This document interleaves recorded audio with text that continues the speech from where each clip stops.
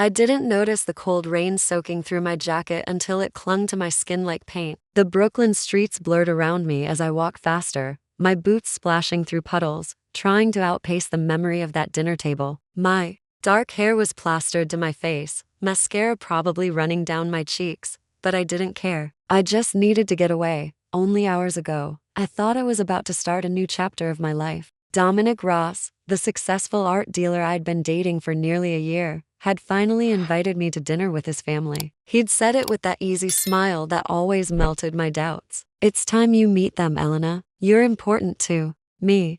Those words had echoed in my head all day as I stood in front of the mirror earlier that evening, choosing my outfit and telling myself that maybe this was it, maybe he was planning something serious. But nothing prepared me for what I walked into, or for who I'd become by walking out. What happened next shocked even me. I'm Elena Vega, a tattoo artist in Brooklyn. Not just any tattoo artist, I specialize in transformative art, turning scars into beautiful designs that help people reclaim their bodies and stories. I've built a reputation over the past decade for my detailed floral work and my ability to work with sensitive skin. People come to me when they need more than just ink, they come when they need healing. My studio is small but always busy, tucked between a vintage record store and a coffee shop in Williamsburg. Every morning, I unlock the door feeling grateful that I get to make art for a living, even if it's not exactly the path I'd imagined for myself growing up. My sister Maya lives with me in our modest 2-bedroom apartment about 15 minutes from my shop. She's 28, 7 years younger than me, with the same dark curls and stubborn chin as mine, but twice the spirit. Maya has multiple sclerosis. She was diagnosed at 23, just as she was finishing grad school in social work. The disease progresses differently for everyone. For Maya, it means good days when she can work remotely as a counselor, and bad days when her legs won't cooperate or her vision blurs. MS is just my roommate, she always jokes. Annoying, unpredictable, but not the boss of me. Our parents moved back to Puerto Rico after retirement, sending money when they can, but it's mostly just us against the world. Me and Maya, figuring it out together. Meeting Dominic felt like catching a break in a long streak of hard work and worry. He walked into my studio on a Tuesday afternoon, looking for something tasteful but unique for his 34th birthday. As I sketched a design incorporating elements from Renaissance art, his specialty, we talked about everything from the best taco spots in Brooklyn to why Caravaggio was underrated.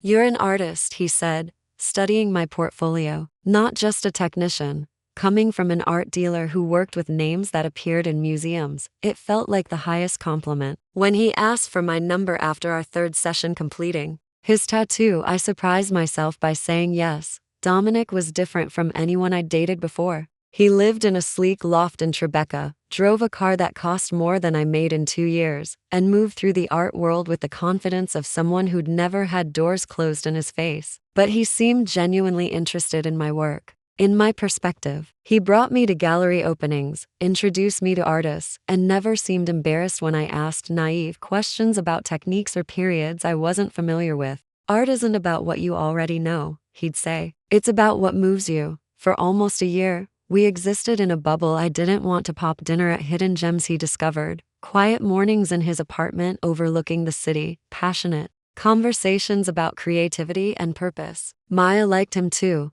though she sometimes teased me about dating Mr. Manhattan. "Just don't forget where you come from," she'd say, half joking. I thought I understood what she meant. I thought I knew who I was. But sometimes it takes a disaster to really see yourself clearly. When Dominic finally said his parents wanted to meet me, my stomach did a flip. "Saturday night at their place in the Hamptons," he said, scrolling through emails on his phone. "Just dinner, Elena. They'll love you."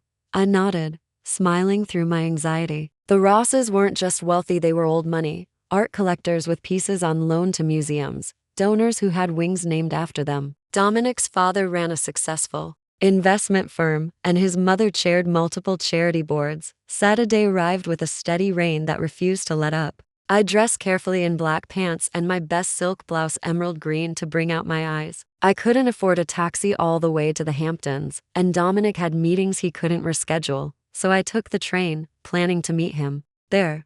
That's when everything started to change. Though I didn't know it yet, the platform was crowded with weekend travelers, everyone huddled under umbrellas or pulling up coat collars against the rain. I was checking the schedule on my phone, when I heard a commotion nearby.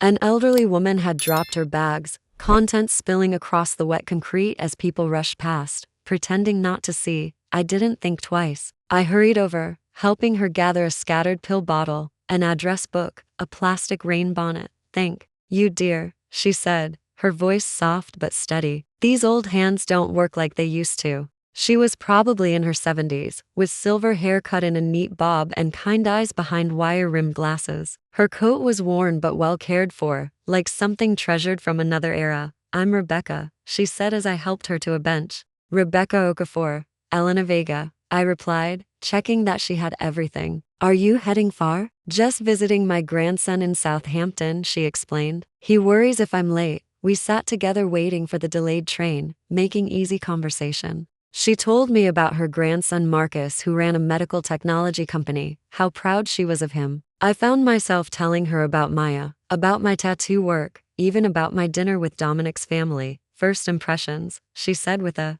knowing smile, "are rarely the whole truth. Just be yourself, dear. Anyone worth impressing will see your value." When our train finally arrived, I helped her aboard and found her a seat before continuing to my own car. "Good luck tonight," she called after me. "Remember, you're evaluating them too." I didn't fully understand what she meant until 3 hours later, when I was standing in the foyer of a house that looked like it belonged in a design magazine, with soaring ceilings, artwork that probably cost more than my entire education, and floor-to-ceiling windows overlooking manicured gardens. It was intimidating in its perfection. Dominic greeted me with a quick kiss. "You made it," he said, taking my coat. He looked different here, his posture stiffer, his smile more practiced. "Come meet everyone." His parents waited in a living room bigger than my entire apartment. His father, Richard, barely looked up from his phone when we entered, offering a distracted handshake. His mother, Victoria, gave me a cool once-over before gesturing to a seat. "Elena, is it?" she said. "Dominic mentions you're in body art." The way she said it made it sound like I ran a questionable business in a back alley. "I'm a tattoo artist," I clarified, sitting straight. "I specialize in transformative work, particularly for clients with scars or medical conditions." Victoria's eyebrows lifted slightly. "How unusual. And where did you train for this?" "I studied fine art at Brooklyn College, then apprenticed with Jin Park for 3 years. I tried to sound confident. "He's considered one of the best in the industry." Richard finally put his phone down. "Industry," he repeated. Interesting choice of words for something so transient. "Don't most people regret tattoos eventually?" I felt my cheeks warm but kept my voice steady. "Actually, the work I do often helps people process trauma or reclaim their bodies after illness. My clients tend to see their tattoos as part of their healing journey." Victoria made a noncommittal noise, then turned to Dominic. "Darling, did you tell Elena about the gallery space opening up next to Claudette's? The one I thought would be perfect for your expansion?" And just like that, I was excluded from the conversation. Throughout dinner, it continued, questions framed as judgments, comments designed to highlight the gap between their world and mine. They asked about my little shop, my hobby, whether I had plans to move into something more stable. Dominic sat silently through most of it, occasionally nodding or laughing at his father's remarks. Not once did he say, "Elena's work is incredible," or "You should see how her clients respond to her art." Not once did he redirect the conversation or defend my choices. By the time dessert arrived, some elaborate confection, I'd lost the appetite for. I'd heard enough. I placed my napkin beside my barely touched plate and stood. "Thank you for dinner," I said, my voice surprisingly steady. "But I should be getting back to the city." Victoria's expression didn't change. "Of course. The last train leaves in 20 minutes. Dominic, perhaps you should drive her to the station." I waited for him to say he'd take me all the way back to Brooklyn, or at least ask what was wrong. Instead, he checked his watch. "I can drop you off. Let me grab my keys."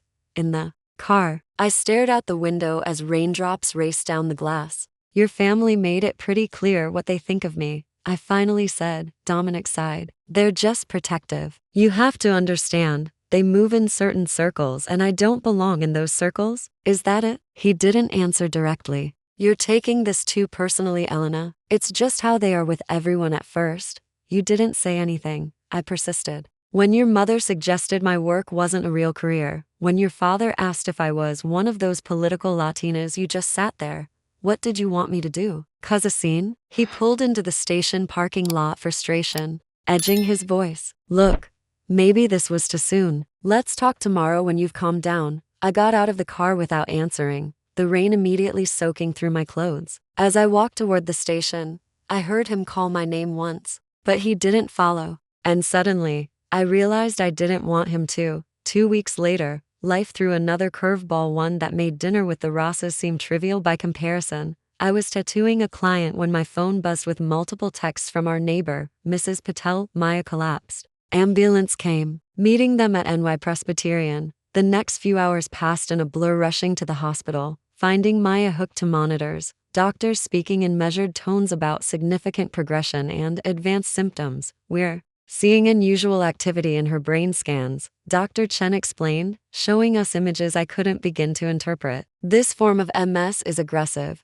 but there's a new treatment protocol showing promising results for cases like your sister's. Hope flickered until she continued. However, it's still experimental, which means insurance won't cover it. I finished, already doing mental calculations of our savings. How much? I asked, gripping Maya's hand. The full treatment course is approximately 175,000. The number hit me like a physical blow. That was more than I made in 3 years. There has to be another option, I said. Dr. Chen's expression softened. There are standard treatments we can try, but given the rapid progression we're seeing, I have to be honest, they're significantly less effective. Later that night, after Maya had finally fallen asleep, I sat in the hospital corridor staring at my phone. I hadn't spoken to Dominic since that night at his parents', but desperation pushed me past pride. I dialed his number, heart pounding. Elena? He sounded surprised. I was wondering when you'd call. I swallowed hard. Dominic, I need help. My sister. Look, he interrupted. If this is about the other night, my parents were just being protective. You have to understand it's not about that. I cut in. Maya's in the hospital. She needs an experimental treatment that costs more than I could make in years. I wouldn't ask, but I'm desperate. There was a pause, then a soft laugh that chilled me. Wow, my mother called this. You know, she said you'd probably come back with some emergency, some reason I needed to open my wallet. I felt like I'd been slapped. This isn't about money. My sister could die. Everyone has problems, Elena. We dated for less than a year. That doesn't make me responsible for your family's medical bills. His voice hardened. I think it's best we don't talk anymore. The line went dead. I sat frozen, phone still pressed to my ear, tears sliding down my face. How could I have been so wrong about someone? 3 days later, Maya was discharged with a standard medication regimen and strict instructions for rest. I helped her into our apartment, trying to mask my fear with forced cheerfulness. Stop it, Maya said as I fluffed pillows on the couch for the 3rd time. I can feel your panic from here. It's MS, not the apocalypse. I sat beside her, finally letting my smile drop. The treatment Dr. Chen recommended is expensive and experimental, she finished. I heard. We'll figure something out, okay? We always do. But as days passed, it became clear that figuring something out wasn't going to be enough. Maya's condition deteriorated rapidly, more numbness, worsening vision, increasing fatigue. I took fewer clients to care for her,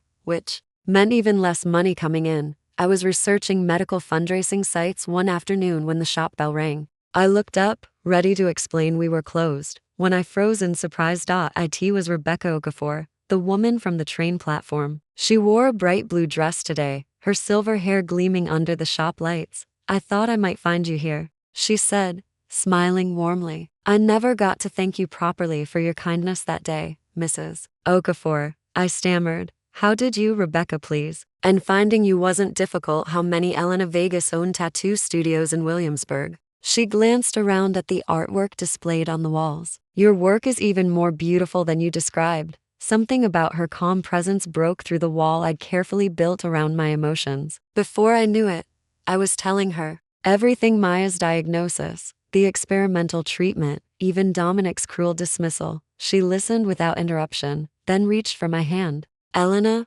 I'd like you to meet someone. Are you free tomorrow evening? The following night, Rebecca brought her grandson Marcus to our apartment. He was tall, with his grandmother's kind eyes and an air of quiet confidence. Unlike Dominic's polished smoothness, there was something genuine about him, from his firm handshake to the way he spoke directly to Maya. not around her or about her. Over dinner, which he insisted on bringing, I learned he ran Nexus Medical Technologies, a company specializing in treatments for neurological conditions. When Maya mentioned her diagnosis, his interest sharpened. MS research is actually one of our primary focuses, he explained. We've been working on a modified version of the protocol Dr. Chen probably mentioned to you. Maya and I exchanged glances. That's quite a coincidence, I said cautiously. Marcus smiled. Not entirely. When Grandma told me about meeting you, I looked up your studio online. Your client testimonials mentioned your work with MS patients, which caught my attention even before I knew about your sister. Later, as I walked them to the door, Marcus handed me his card. We're running a clinical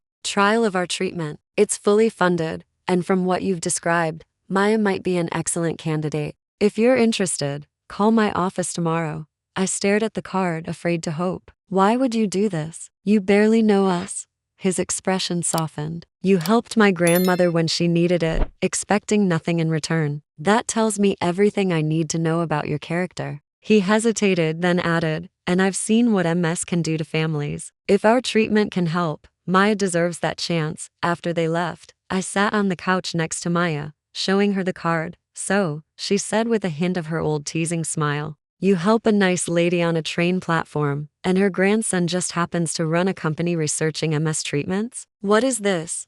A Hallmark movie? I laughed for what felt like the first time in weeks. I know it sounds crazy. Crazy or not, she said, serious now. I think we should call. 2 days later, Maya had her first evaluation at Nexus Medical. A week after that, she was enrolled in the trial. The treatment wasn't easy: bi-weekly infusions, regular monitoring, days of fatigue and nausea, but within a month, her doctors were using words like remarkable response and significant improvement. Marcus checked in regularly, first with professional interest in Maya's progress, then with increasingly personal visits that had nothing to do with medical protocols. He brought books Maya mentioned wanting to read, asked my opinion on local artists, even helped fix our temperamental kitchen sink one Sunday afternoon, where Dominic had wanted to show me his world. Marcus seemed interested in understanding mine. He asked thoughtful questions about my tattoo work, particularly my designs for clients with medical scars. You're not just covering something they want to hide, he observed one evening as we walked through Prospect Park. You're helping them transform it into something meaningful. That's exactly it, I said, surprised by his insight. A scar tells one story, usually about trauma or loss. My job is to help them add to that story, not erase it. He stopped walking, looking at me intently. You know, we're not so different. My company develops treatments, but what really matters is how those treatments help people reclaim their lives. 6 months after Maya started the treatment, her MS symptoms had stabilized dramatically. Her energy returned, her vision cleared, and though she still had bad days, they were fewer and farther between. She returned to work part-time, then full-time, her spirit brighter than I'd seen in years. With Maya doing better, I could focus on my own dreams again. For years, I'd wanted to expand my practice to specifically serve clients with medical scars or conditions, creating a studio that was part art space, part healing environment. One evening, Marcus and I were having dinner at my apartment when he slid a folder across the table. What's this? I asked, opening it to find property listings. Possible spaces for a transformed. Isn't that what you wanted to call your new studio? He looked suddenly nervous. I'm not overstepping, am I? You mentioned looking for locations, and I know a few real estate agents. I flipped through the carefully researched options, each one noting proximity to public transportation, accessibility features, even natural lighting angles. Marcus, this is. I struggled to find words. Too much. He winced. Grandma says I can be intense when I'm excited about something. I reached for his hand. It's perfect. But I can't afford these places, not yet. That's the thing, he said, cautiously. I'd like to invest in your studio, as a silent partner, if you want. Or we could apply for one of the small business grants my foundation offers. I pulled back slightly. I don't want charity. It's not charity, he insisted. It's belief in your vision. I've seen your work, Elena. You transform people's relationship with their bodies that's as healing as any medicine. He hesitated. But it's completely your decision. No pressure, no conditions. 3 months later, Transformed Studio opened its doors in a bright corner space in Greenpoint. with carefully designed private areas for clients with mobility issues, a gallery showcasing artwork by disabled artists, and a warm, welcoming atmosphere. It was everything I'd dreamed of creating. At the opening reception, Maya stood by my side, her eyes shining as she watched people admire the space. Rebecca brought flowers and hugged me like a daughter. Marcus stayed in the background, letting me shine, but his proud smile told me everything. Life settled into a new rhythm. Maya's health continued to improve with ongoing treatment. My studio thrived, developing a waiting list of clients seeking not just tattoos but transformation.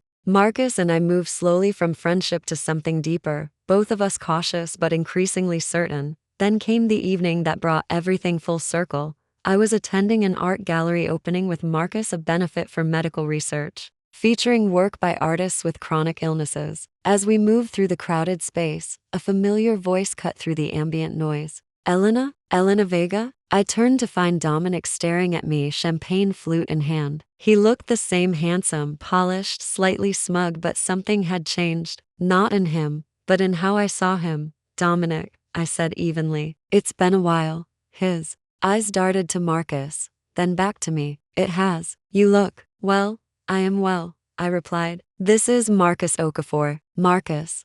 This is Dominic Ross. The men shook hands, sizing each other up in that way men do. Dominic cleared his throat. I heard your new studio is doing quite well. Quite the waiting list, they say. Word gets around, I said, surprised he'd kept tabs on me. Look about how things ended, he began, but I shook my head. It ended exactly as it needed to, I said, feeling a sudden clarity. Sometimes rejection is just redirection to where you're actually supposed to be. He flinched slightly. My parents were wrong about you. I was wrong. Yes, you were. I agreed. But I'm grateful for that now. As we walked away, Marcus squeezed my hand. Ex-boyfriend?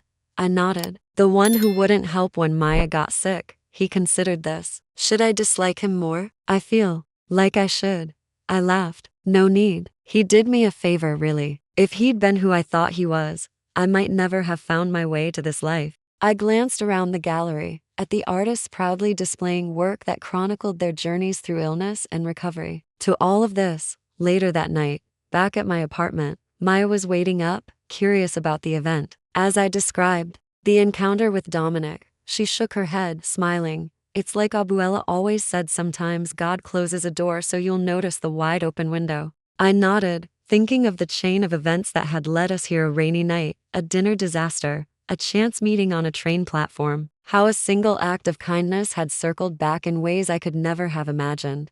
You know what's funny? I said, curling up on the couch. For the longest time, I thought family was something you were born into or married into, something fixed and unchangeable. And now? Maya asked. I thought about Rebecca's weekly visits with homemade pastries, about Marcus's quiet strength, about the community that had formed around my studio, clients who became friends, fellow artists who understood my vision. Now I think family is something you build, connection by connection. It's the people who see you at your worst and still believe in your best, the ones who stay when staying gets hard. Maya rested her head on my shoulder, her body strong and present in a way I'd feared it might never be again. So basically, we're rich now. I laughed. In all the ways that matter. Outside, rain began to fall again, gentle this time, nourishing, rather than drowning. I thought about that night months ago, when I'd walked away from Dominic's parents' house, soaked and heartbroken, believing I'd lost something precious.